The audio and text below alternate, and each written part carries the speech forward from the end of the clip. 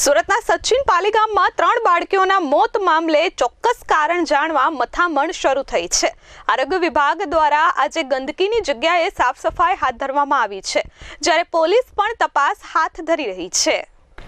સુરતના સચિન વિસ્તારના પાલીગામમાં ઘર પાસે જ રમી રહેલી 3 માસૂમ બાળકીઓના મોતને પગલે ચકચાર મચી ગઈ છે। ઘટનાને પગલે વહીવટી તંત્ર પણ દોડતું થઈ ગયું હતું। જોકે આઈસ્ક્રીમ ખાધા બાદ ફૂડ પોઈઝનિંગ થયું હોવાની શંકા છે।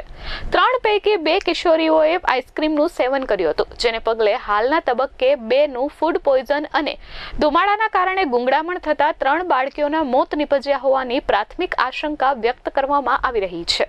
પરંતુ ઘટનાને પગલે સુરત મહાનગરપાલિકાના આરોગ્ય વિભાગ દ્વારા આ વિસ્તારમાં સર્વેની કામગીરી કરવામાં આવી હતી। સુરત મહાનગરપાલિકા દ્વારા સચિન પાલીગામમાં કુલ 252 પરિવારોને સર્વેમાં આવરી લેવાયા હતા અને તેમાં 1209 લોકોના ટેસ્ટ કરાયા હતા, જેમાં સામાન્ય ઝાડા, ઉલટી, તાવ, ARI કે અન્ય કોઈ બીમારી નોંધાઈ ન હતી। તેમજ 5 સ્થળેથી ક્લોરીન ટેસ્ટ પણ કરાયા હતા અને 6 જગ્યાએથી પાણીના સેમ્પલો લેવાયા હતા। આ ઘટના બાદ સુરત મહાનગરપાલિકાનું આરોગ્ય વિભાગ પણ હરકતમાં આવ્યું હતું। પ્રારંભિક તબક્કે આઈસ્ક્રીમ ખાધા બાદ ઉલટી અને મોત નીપજ્યું હોવાની શંકા હતી। બાળકીઓએ આઈસ્ક્રીમ ખાધાની વાત જણાવી હતી, જેથી પોલીસે અને આરોગ્ય વિભાગે તે અંગે પણ તપાસ શરૂ કરી છે।